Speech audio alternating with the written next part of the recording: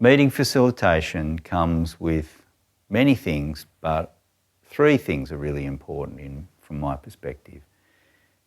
Developing trust, that's a precursor to being emotionally safe to express and create. And I also need to get permission from people to be managing the process. So that's about consent. It has relevance in several areas of my work, with couples, with family groups, with mediation, and also with farm succession planning. So meeting with families who are in the farming industry. I'm going to start with trust because trust is really, I think, the foundation of so many things.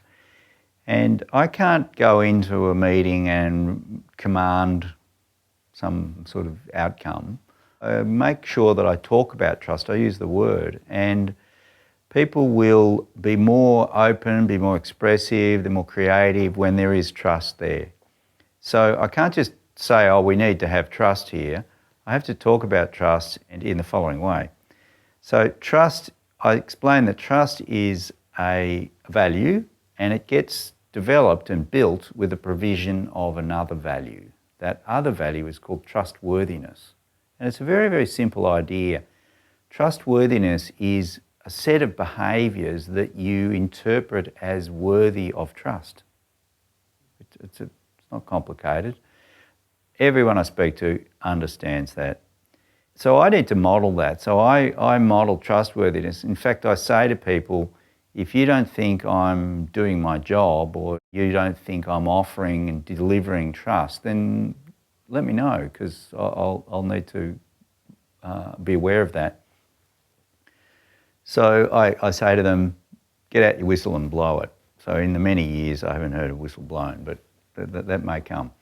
So trust is really important, and when people trust, they develop trust, they build trust, there's trust present, they're more creative, they're more solution focused, they can actually progress to this agreement stage that they're heading towards.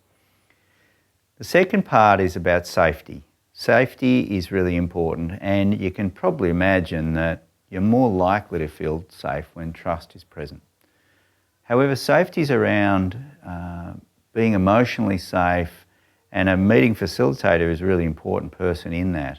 My job is to facilitate the meeting in a way so that people can still be expressive but not talk over one another. And I introduced this idea of establishing safety with a very simple rule. You take it in turns to talk. So everyone's kind of monitoring the order of their discussions so that there's only one person talking. Now, what's very common is people forget that. They get excited, they get expressive, and then there can be a bit of butting in and that sort of thing happens. So when that happens, I say, well, let's remember our rule. It's important to feel safe, and part of that is giving people permission to speak but not speak over. So that's a very simple idea. So safety is really important. The third part's about consent. So they really need to give me, consent's about getting permission.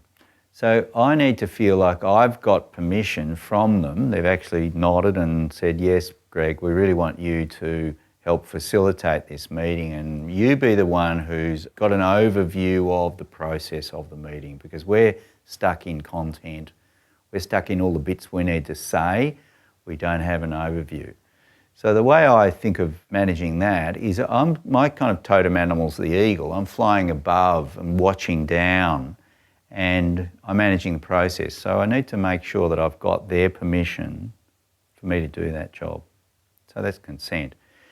And once they understand that, oh, Greg's in charge of that bit, we can do other things, because it's very hard to be in charge of the process and be the manager of that and get consent from everyone and be creative. So I don't have an interest in the content. I'm a process manager. So I'm managing the process, but I need to get consent from them in order to do that.